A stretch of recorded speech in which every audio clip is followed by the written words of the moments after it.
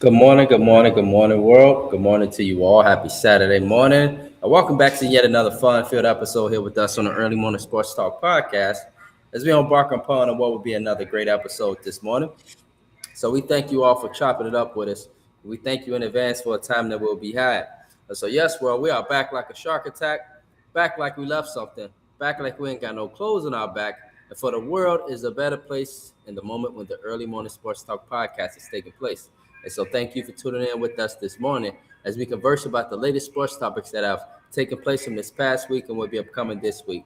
It is always the blast to have you all tune in to participate with us every weekend. As a reminder that every week we always like to begin our podcast by reminding our audience that the Early Morning Sports Talk podcast can be found on Facebook via our two Facebook pages, the Early Morning Sports Talk podcast community page, as well as additionally on our Early Morning Sports Talk podcast discussion page. You can find us on Instagram at EMSTP underscore, again on IG at EMSTP underscore, YouTube, Apple Podcasts, and Spotify as the Early Morning Sports Talk podcast, as well as our own Facebook pages via Brandon Price, Jamar Goodman, Callie Watson, as well as our guests for that weekend. Today is February 7th, 2026. We have seen yet again another fascinating week in the sports world, where this week we will see the NBA trade deadline take place, a lot of different moves that would take place. Kristaps Porzingis to the Warriors. Finally, Jonathan Kuminga was moved to the Atlanta Hawks, etc. Trae Young, Anthony Davis. Washington, too bad that they were 13 and 36. 13 and 36, Jamar.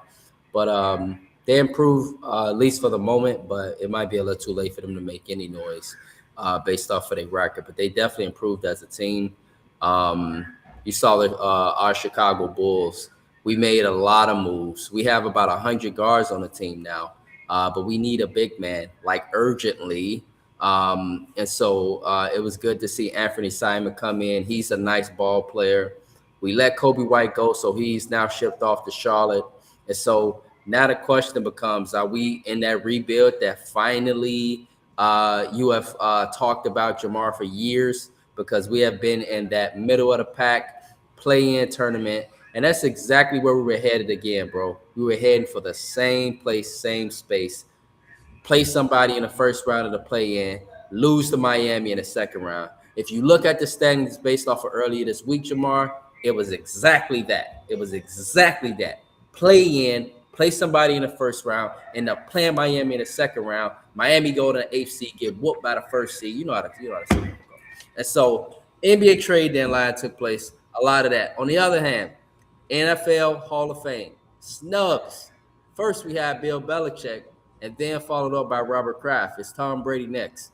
It'd be crazy to think about that. So we had a crazy week in the sports world, and here we are now looking forward to Super Bowl 60. And so with that being said, introducing our brother from another mother and my partner here on the Early Morning Sports Talk podcast, Mr. Jamar Goodman. Mr. Jamar Goodman, good morning, sir. How are you? Man, Brandon, I'm good. Super Bowl weekend. And a lot of other things has happened in the last several days, so I'm excited, bro. Yes, sir. Yes, sir. Yes, sir. As always, as always. And so we have to get into talking about just everything that's happening. And so Super Bowl 60, bro, Levi Stadium, New England Patriots versus Seattle Seahawks. Um, Based off of this game, bro, who do you think have the edge quarterback wise? We know this is a quarterback driven league, so we must break this game down. New England Patriots with Drake May, Seattle Seahawks with Sam Darnold. Uh, Based off of the eye test, based off of the season, which quarterback do you think will have the better day? So I believe Drake May is the better quarterback. Now, if you ask me who have the better day, that one. That one's a little tough. Um, Adelo Sekou. that one's a little tough. Seattle's defense is really good. I mean, New England's defense is good. Seattle's defense, I feel like, is better overall. Um, Now Drake May was pretty much with one first place vote away from winning MVP, and I don't know why. Close. It Herbert. was really close. I don't know why Justin Herbert got a first place vote. That's wild to me. But, Yeah, he was awful. story for another day. But nevertheless, Drake May. I mean, both of these quarterbacks not perfect by any means. As good as Drake May has been this year, and he has passed the eye test for me early on. Um, he can still turn the ball over. He takes a lot of sacks, um, and he's still a second year player. So that's what makes this this one.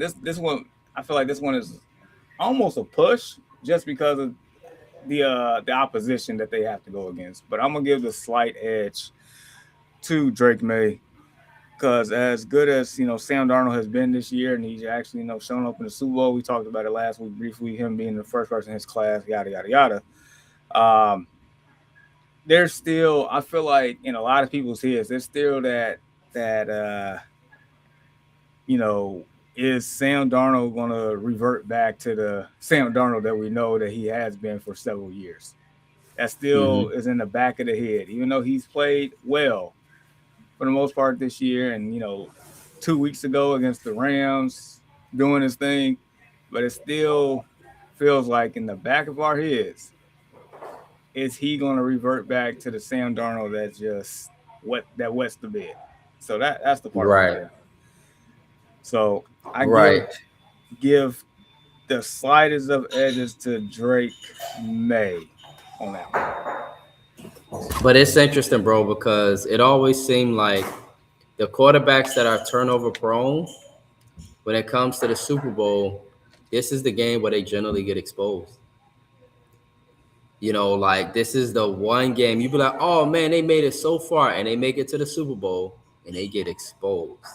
And this is a game now where Mr. Sam Darnold, he's, to our two viewers, if you watch NFL football, he's had games where he had 4 interceptions, just multiple bad interceptions, bad plays, but the defense has bailed them out so much. Running game has bailed them out. Great team has bailed them out. Great head coach has bailed them out.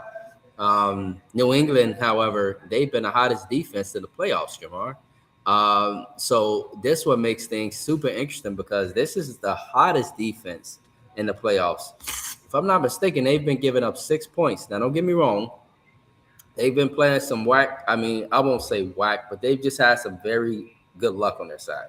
Okay. Justin Herbert. People say he was injured, but for me, it was just New England's defense mauling him. CJ Stroud, he didn't have his weapons, blah, blah, blah. I think that was just New England's defense rattling him, bro. And he's another turnover-prone guy that when the big moments come around, you can expose him. Remember Peyton Manning for a while, Jamar? Absolutely. He was great, but when the playoffs came around, you exposed him. New England will expose him, and it'd be pick six country. Brett Favre the same. Now we, AFC Championship, bad conditions, Jarrett Stidham, etc. So New England, people say, oh man, they haven't faced the best competition. They've, if I'm not mistaken, had the easiest schedule in the NFL this year, or one of the easiest schedules. And so it's been a lot that's been going New England's way. And now you got a quarterback who has been turnover prone, but Jamar, these playoffs, he's been lighting shit up. Correct. And so I disagree with you, bro, on this one. I think Dre May in his second year, his mobility will be a problem for Seattle. Kid can escape, and he's nice at that. But he misses oftentimes a lot of deep throws. He's good at those simple passes. He's good at not turning the ball over. He's a really good system quarterback at this point of his career. But, bro, based off of how Seattle's been playing this playoffs and how Sam Darnold has been playing, and just based off of Drake May being in his second year, Sam Darnold, I don't think his 14-3 year, bro. I don't know what that man did during the offseason last season, but he been on a roll since then. He been one of the best quarterbacks. 14-3. You come back this year, lead your team to the Super Bowl.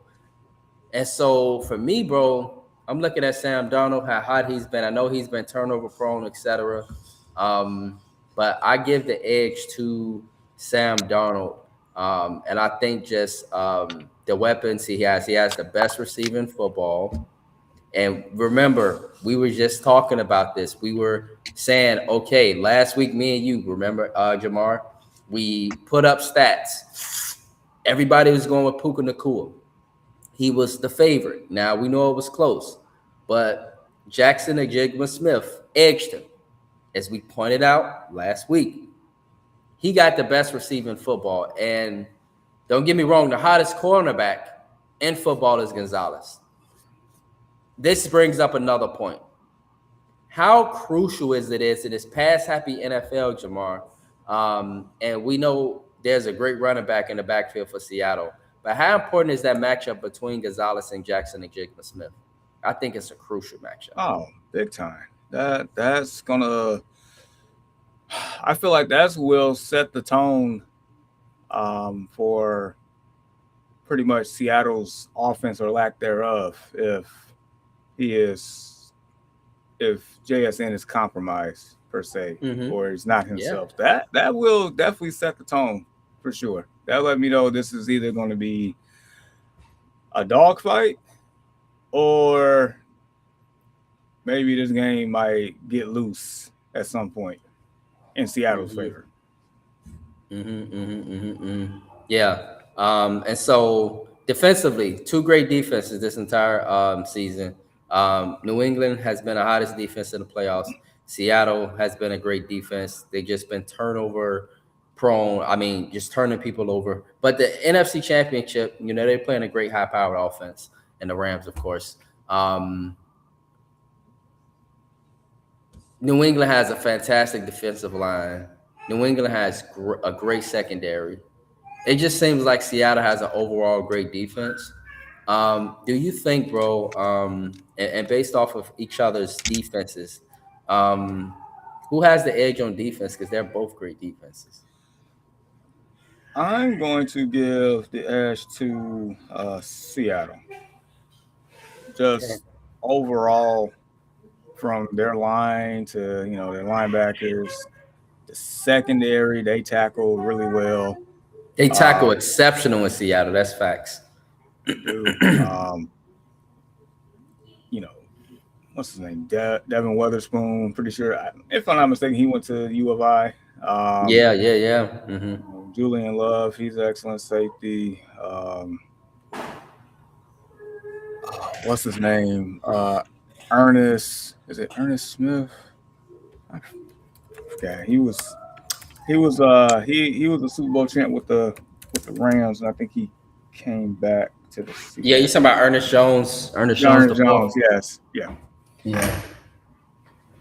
Leonard Williams. Leonard Williams. Like the defense been stout the whole year, and the fact that I know New England's defense is really good. It is really good, man. But I feel like Seattle's defense is better, and I think it's more so, and no fault of New England's, but I trust Seattle's defense because they're more so battle tested. They've went against more high power teams. I mean, heck, they played the Rams and the 49ers 3 times this year. Come on now. Yeah. And they dismantled the 49ers. Now the Rams is the team that gives them the most problems. And that's the number one team that has gave Seattle the most problems. And so, of course, the Rams put up points, but nevertheless, when it came down to it, they made plays when it counts. Right. And just overall collectively, I would say Seattle's defense. And I think they're right. I want to say they're number one against the run, or if not number one, they're top 3 for sure. I'm trying to pull up the stats, but nevertheless. And they're fantastic against the pass too. A very opportunistic defense. Yeah, definitely. Now, Yeah, they are. Okay, so yeah, pretty much. I'm taking Seattle. Yeah, really good defense, man. Guys like Ernest Jones, like you mentioned, Julian Love, Kobe Bryant. Um, Demarcus Lawrence is another guy that's slept on, but he been on that defense too, bro. I forgot about Um, him. Yes. yeah, quietly. Sometimes these guys that were superstars in other teams, they come to a great team and they just play a role. And sometimes this is how they get their chances at championships. He damn sure wasn't gonna get one in Dallas. We know that. But like coming to an organization like Seattle, here he is now with this opportunity. Byron Murphy has had a great year, Jamar. He's had a great year. Josh Joby has been solid this year quietly. Um, and Kobe Bryant, I mean, how many pick he got? Had 4 interceptions this season. And so it's super important for New England to protect the ball because this is an opportunistic defense. And on top of the opportunistic defense, Seattle has one of the hotter offenses um, this entire playoffs, bro. And when it seems like when the game gets big and the lights get big, it seems like for me, um, Sam Darnold comes to play.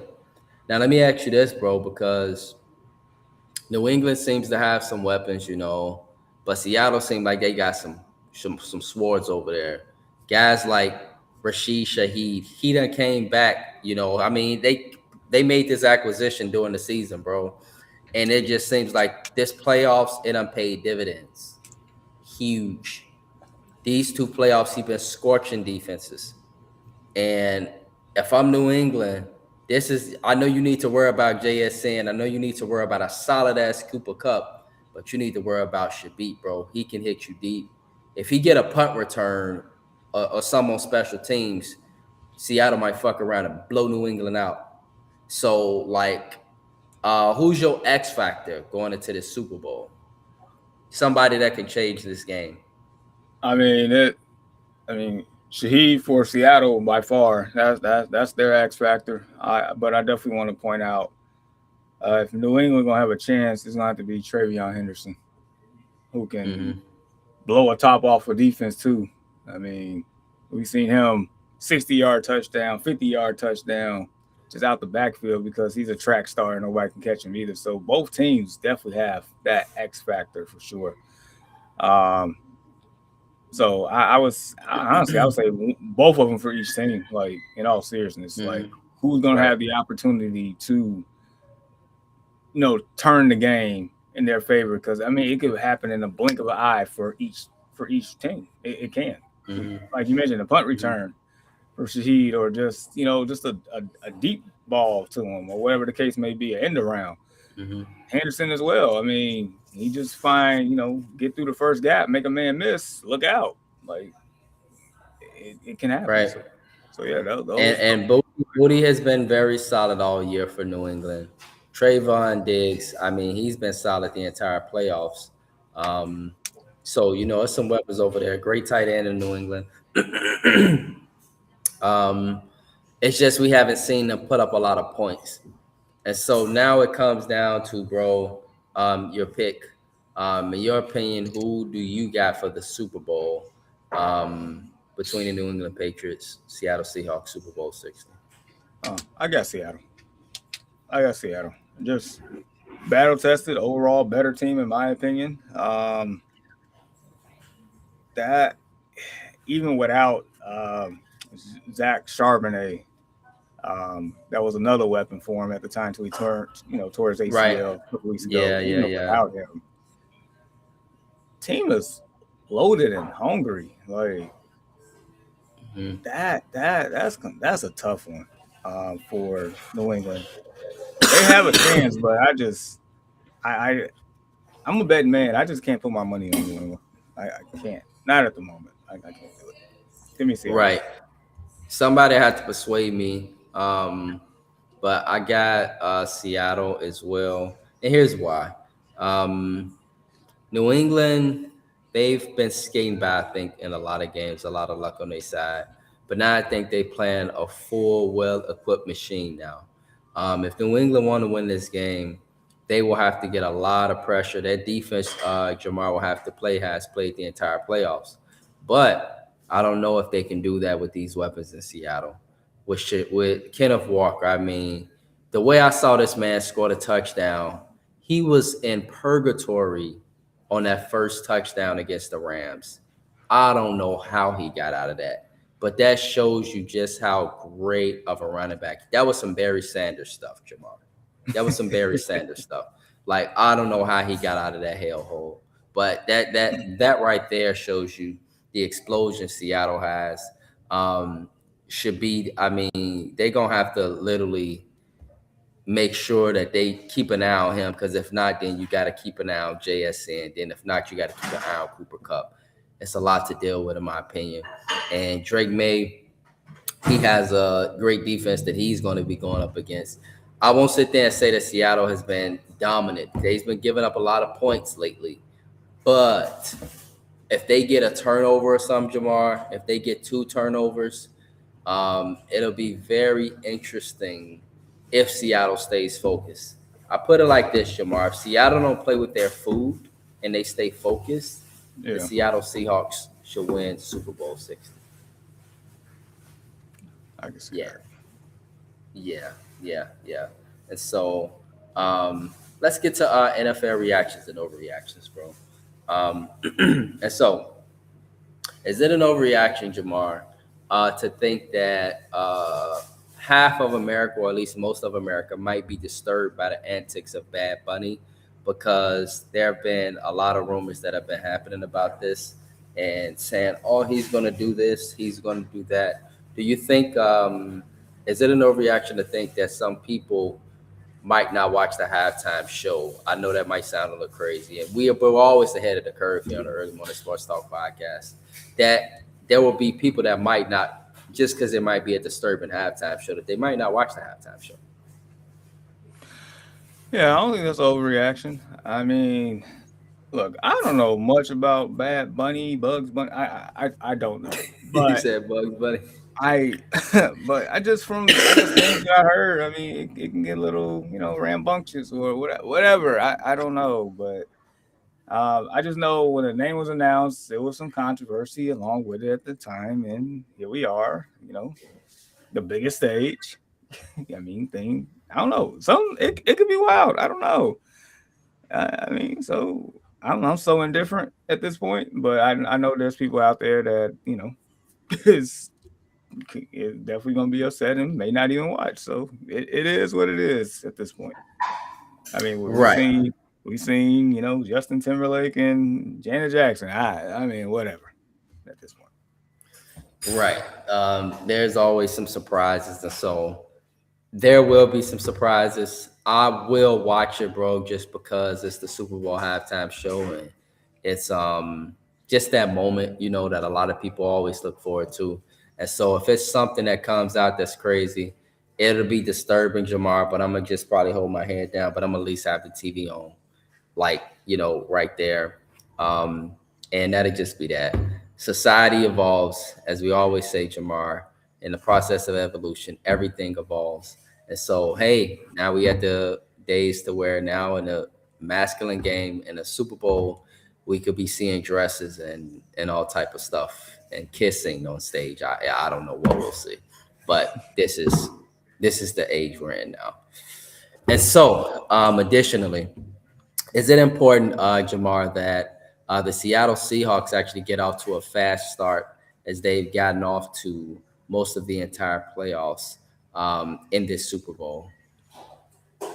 Yeah, honestly, I think it's actually important for both teams, because how I feel like this game's going to turn out is, I feel like the first half is going to be very slow because of the defenses.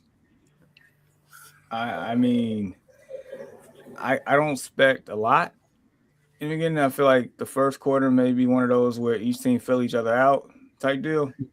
But if a team, I'll tell you this much: if a team jumps out, let's say 14-0 in the other one early, that's gonna make things very I feel like tough for the next one. right, but I feel like if Seattle was down 14-0, I like them to at least have a chance to come back due to the explosion. If New England get down 14-0, I don't know if they can recover. I know that for a fact. I don't. I can't definitively Like say that. based off of how I've seen Seattle's offense this year and the capability and explosion from them. I trust for sure that Seattle, if they were down 14-0 in the first quarter, that they have a chance to come back compared to New England, who hasn't put up a lot of points this season, hasn't put up much of any points in the playoffs. They've been riding that defense, and they've been getting crucial plays at crucial moments, but it hasn't been all that impressive. So I definitely trust Seattle more. I get it, but I mean, I have seen at times to where New England has put up points. They have maybe against Buffalo. Yeah, and I mean, in other teams too, but take into account like the three defenses that New England has won against in the playoffs are no slouch. Like all three of those defenses are really good, and I understand Seattle's defense is good too. So it's like, and New England's defense is good too. So it's, I think it's more of a chess game than anything on this. So I don't know, getting down early for any team, I feel like it's going to be, make it a little difficult. That's what I would say. Mm-hmm.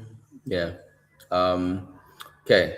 Is it an overreaction to think that the New England Patriots' future, regardless of the outcome of this Super Bowl, is super bright, being that you have a young quarterback pretty much at this point? Nobody expected you to be here. You got a head coach in his first year. Is it an overreaction to think that this New England Patriots team, Jamar, could be on the road to something going forward, bro, regardless of how the Super Bowl comes out? Oh, yeah, that's not an overreaction at all. I mean, so put it to you like this. They have the quarterback. You have a proven head coach. Like we talked about it. I mean, he put Ryan Tannehill in the AFC Championship game with the Tennessee Titans that had no business being there. Mm-hmm. They also have an owner who knows how to win. Because, I mean, they won 6 times already. And they've been to the Super Bowl. I'll put it to you like this. If New England wins, they are the winningest franchise in the league. And New England loses, they have lost the most Super Bowls in NFL history. So that lets you know they have been to the game so many times. Right. So, needless to say, you got the owner. And just really quickly, Jamar. Right. The future's bright for New England. 85, we blew their brakes off. But then they went in 96 and they lost to Brett Favre. Yep. The ones they lost to Philly. They lost to the Giants twice. The Giants twice. Thanks, bro. So that's 9 Super Bowls that they've been to with Tom Brady alone. And so that's 11 Super Bowls with 85. And this is the 12th Super Bowl for the Patriots. Which is insane. That is insane. That's a lot of Super Bowls. And this is Super Bowl We've been 60. Once, so we go crazy in Chicago for one damn Super Bowl. Yep. And that means we've been there twice because we lost in 07, everybody, 06, 07 season. But that's all we got, bro. We go crazy over there. And they've been to 20% of the Super Bowls. It's been 60 of them. They've been to 20%. So let that sink in. 12 divided by 60. That is true. 12 divided by 60 equals 1 divided by 5 equals 20% for all my mathematicians out there. Jamar's math is perfect. That's pretty damn good. That's pretty damn good. And if you win this Super Bowl, you be done won over 20% of the Super Bowls. Not bad. Not at all. Not at all. So yeah. Next, Jamar, is it an overreaction to think that the Seattle Seahawks, with their entire core, with their defense, with their team, that they also have a bright future ahead with a quarterback that's pretty young, a running back that's very young, a receiver that's very young, etc. That the future is bright for this team as well. So it should be. For me, it should be. I'm worried about that NFC West, dog. I mean, of course, that's always a gauntlet, and I use the word should like on purpose. Between that and then also the fact that their OC Clint Kubiak, he's leaving for, was it the Raiders job, if I'm not mistaken? Yeah. Mm-hmm. So it's like, normally when coordinators change, you might have that dip. It may not be as smooth sailing as it should be. So you got to take that into account as well. Can they keep all these players on this team, when time is up? I mean, heck, Kenneth Walker, I think he was, before Zach Charbonnet's injury, I'm pretty sure Kenneth Walker probably wasn't even going to be on the team next year. And maybe they re-sign him now because of Zach. So it's a lot of different things that go into that. But they should be. I use the word should strongly. Right. Yes. And it is an overreaction to think that based off of how every NFL game has pretty much went this entire playoffs, most of the season, quarterback-driven league, referees are all over stuff now, that this game will likely come down to the fourth quarter and likely the last drive. I believe so. I believe so. I know we made the pick, but the line is 4.5. That 4.5. If I'm betting Seattle, if I was betting the line, I would be a little worried on that 4.5, just because New England is good enough. If they lose, I think it's going to be like within 3. If it really comes down to, it's either New England makes this a game, which I think they will, because their defense is good enough to give them opportunity here, and that line holds true, which I think it does. I think Seattle wins, but I don't think they cover, but I think they win. Or, something flips on his head and New England escapes by with the win. I feel like it does come down to that fourth quarter, just because I trust Drake May in those moments more than I do Sam Darnold. That's just me. So I think it is going to be a thrill. Yes. And so with that being said, world, me and Jamar both have the Seattle Seahawks to win Super Bowl 60. But we'll see how this game turns out. Jamar feels that if this game comes down to the wire, which it likely will, based off of how a lot of the games have went this NFL playoffs, just how the NFL is positioned today, likely could come down to a final drive. And Jamar trusts Drake May, but I trust Sam Darnold, just based off of how hot this team has been. But we'll see how this turns out. And so with that being said, bro, let us now move on to the 2026 NBA All-Star snubs. But before we get to the snubs, let's talk about the trade deadline. And so our Bulls, bro, they've been kind of, letting go of some stuff. Kobe White is out the door now. Vucevic is out the door now. A lot of Bulls fans wish Patrick Williams was out the door now, but I don't know why he's still there.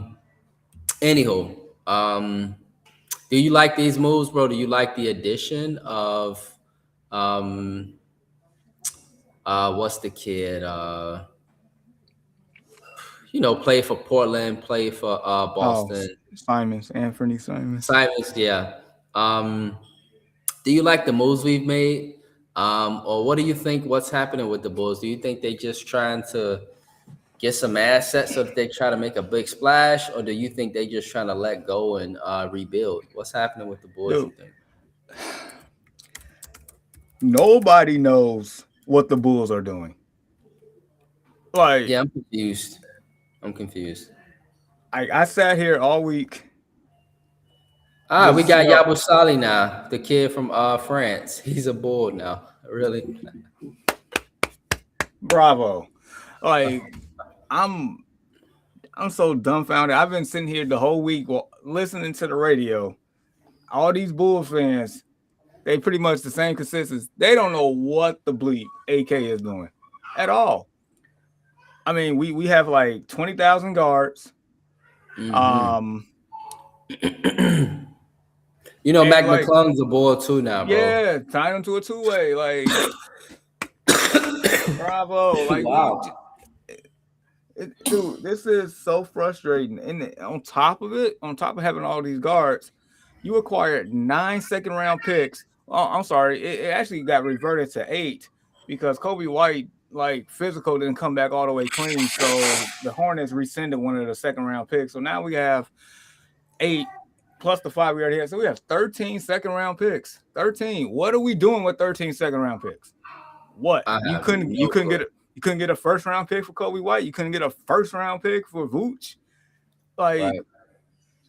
You couldn't maybe someone get a first round pick for Io. Like, what are we doing?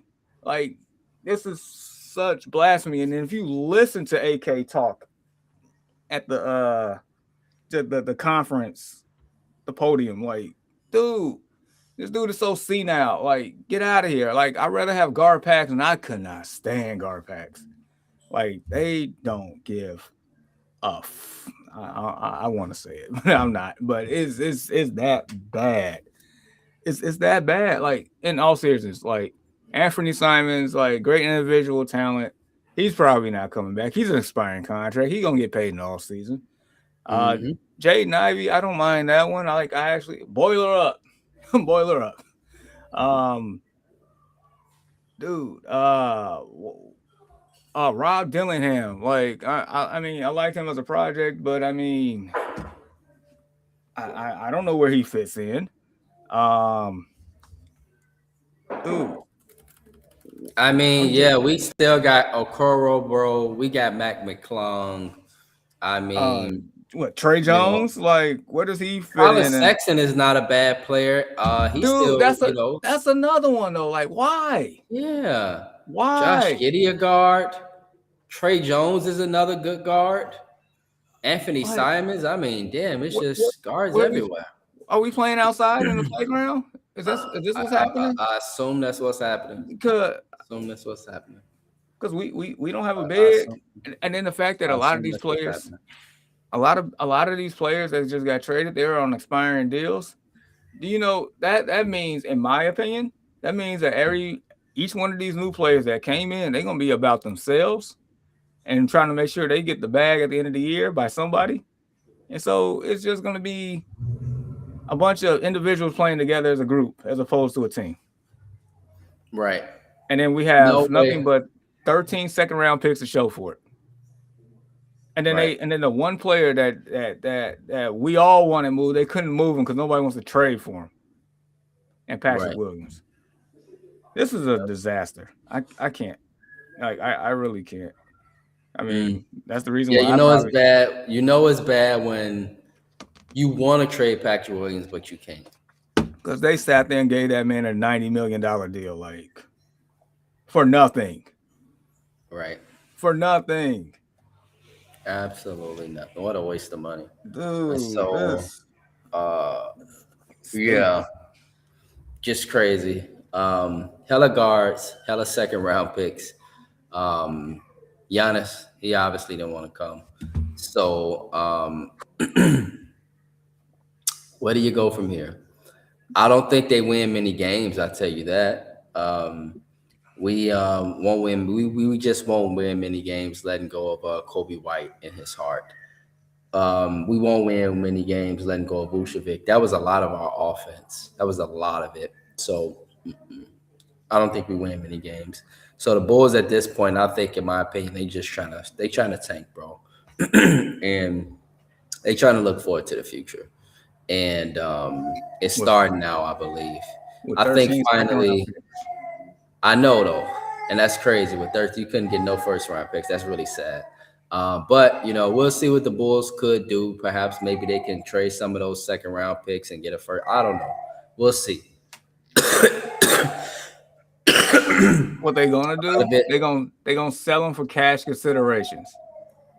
And just so you know, Like whenever you see that in the draft, when they trade a second round pick for cash consideration, that cash doesn't go towards like the salary cap. That cash goes directly to the owner's pocket. That's exactly what's gonna happen. They're gonna sell all those for cash consideration so the owner can get more money. Wow. As if he don't have enough money already, huh? Yeah. Yeah. On the other hand, bro, Kristaps Porzingis to the Warriors. Do you like this move? No. Like that's terrible too. They messed around. They messed up. So apparently they was initially in talks with Jaren Jackson Jr. and then they put him to the side. They could try to get out the Giannis. Then of course, Jaren Jackson Jr. gets traded to Utah. Giannis not going anywhere, so they settle with Kristaps Porzingis. Like I forgot he played. I forgot he played basketball. I'm not even joking. I didn't know he was on the Hawks. I forgot. So I mean, you had to trade Kuminga. I understood that one, but Kristaps Porzingis, like if they would have got Jaren Jackson Jr., then yeah, I definitely felt like that was a good one. But Porzingis, I ain't seen him since the NBA Finals. Right. What was that, 2 years ago at this point? Yeah. Yep. And even then he was hurt. Last year he was hurt. And so it's going to be interesting his health for me. I do think he helps the Warriors, being that they have a lot of, they just got explosion with Steph Curry. But Jimmy Butler's hurt, Jamar. And then Steph Curry, he's been kind of hurt a lot lately too. So Kristaps, if you step on his foot the wrong way, he can get injured. Like, what's the point? So, I don't know how much this helps the Warriors. We'll see. It can make things interesting. Perhaps they can be, a team that could do a little damage in the playoffs if Kristaps get a groove. But that would all depend. AD, I heard he's not happy to go to the Wizards, but he got shipped off. Dallas is clearly building around Cooper Flag. And the Washington Wizards, they improved as a team. They just beat Detroit. But at the same time, 14-36 now, 32 games left. I don't know what you really do in that situation. So they just may be trying to get some assets for the offseason as well. I think so, because AD shut it down for the rest of the year. He's not coming. He's not playing this year for the Wizards. So there you go. Okay. So AD's not even playing. He's gonna have, I think, rehab and surgery and all this other stuff. He's done. Yeah. I read that this morning. Okay. Poor AD's always hurt. Yeah. Kind of wonder if he's contemplating retirement. They made their moves, but with AD not there, no, they don't. No, it's nothing happening in Washington. So yeah, man. NBA trade deadline. Trae Young. It's nothing really out there that's just super. Let me see. The Cavs and Clippers with Harden, Garland. Oh yeah, James Harden. Yeah. Do you think that brings Cleveland closer to at least being a serious contender for the East now? I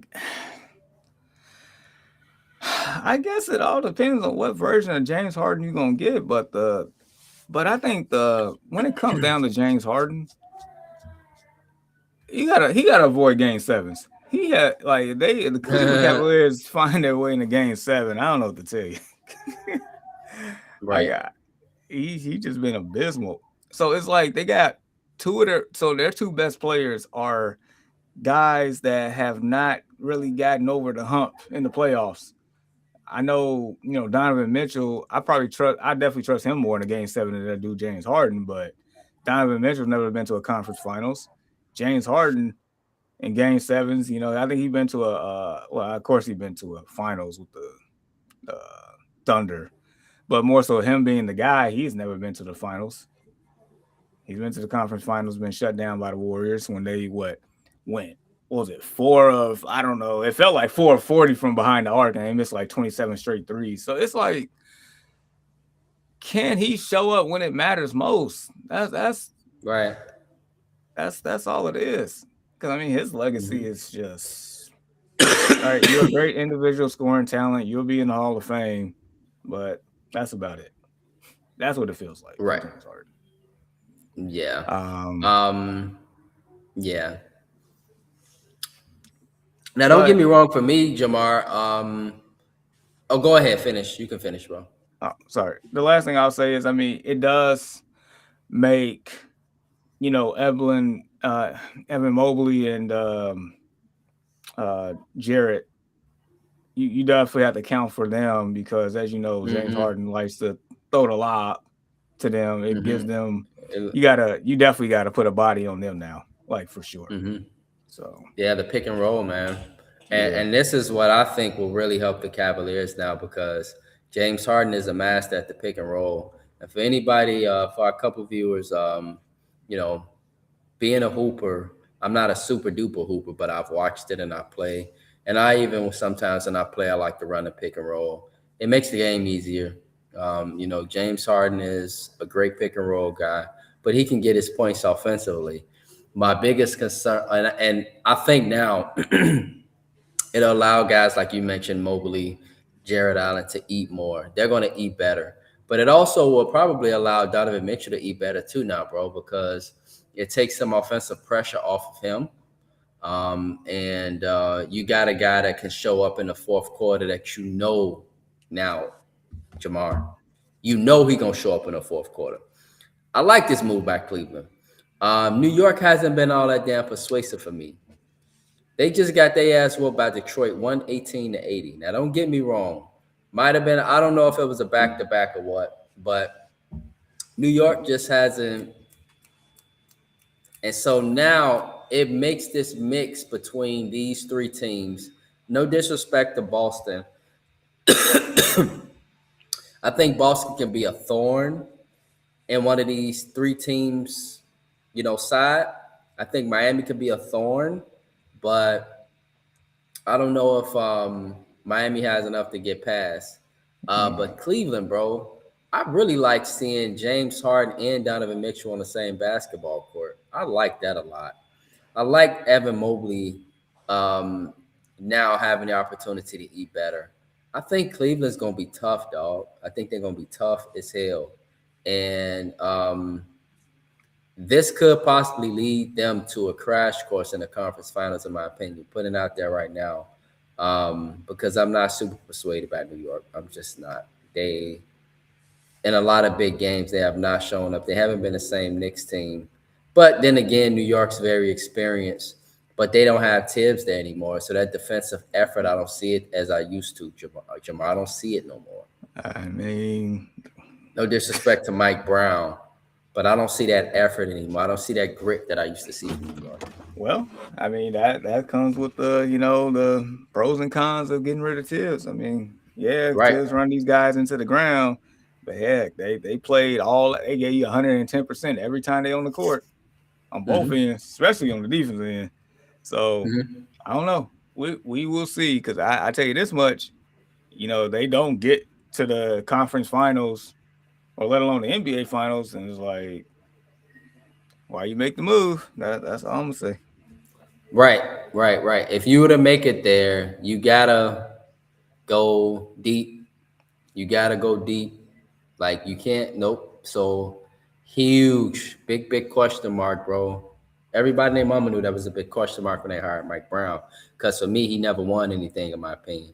He only got to the NBA Finals because of LeBron, in my opinion. And so, he had a success in Golden State, but come on, he was with Steve Kerr and a great-ass Warriors team. They acting like he was an architect there. Stop it. No, he was not. Stop it. And so, we'll see. Lastly, bro, quickly, snubs. Kawhi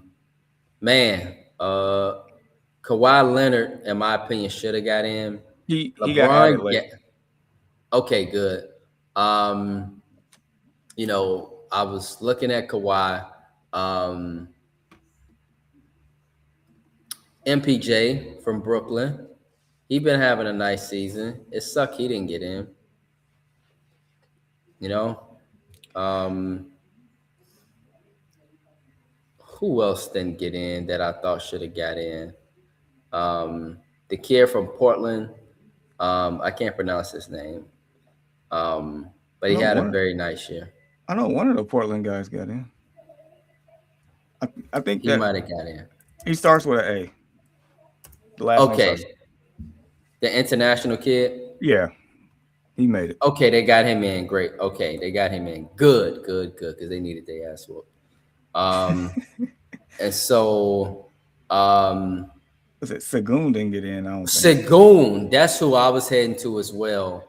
And so Sengun didn't get in, likely because, and I know people, hate LeBron. I love LeBron, but this moment, I just, you couldn't.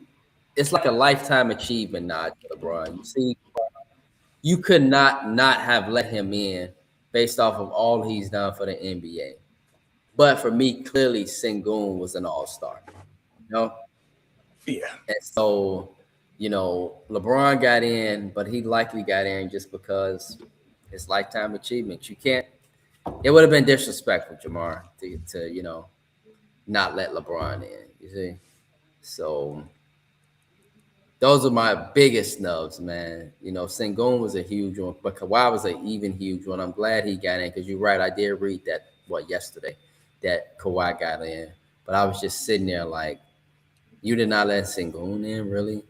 And so, yeah, man. Anything you got to add about the NBA All-Star Game snubs? I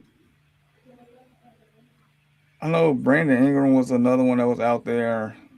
Yeah, he should have got in. He got Toronto doing really well this season, man. He didn't, but at least they gave it to Scotty Barnes. But I mean, some of it sucks, but it's always like that every year. It is what it is at the end of the day. If you're on a winning team and you didn't get it, like fine, just at that point, that's even more motivation to go win it all. Now, if you're on a losing team and didn't get in, then it's like I don't know what to tell you. Like, right now, people out here screaming Josh Giddey a snub. I'm like, go sit down. No, Josh Giddey ain't no damn All-Star Game snub. But I was gonna say MPJ, his team sucked, but then I turned around and looked that Pascal Siakam made it, and they got the worst record in the East. So I don't even know what to tell Michael Porter Jr. So I don't know, man. Right. But Pascal made it because now people still just living off that NBA Finals run last year, bro. That's what that is. Yeah, but people I think they still, I think they business. still looking off like, man, Pascal Siakam is a great player, etc. I think that's why he got in. But you're right, MPJ, yeah, you make a case for him. He's had some great numbers this year, some of his best numbers.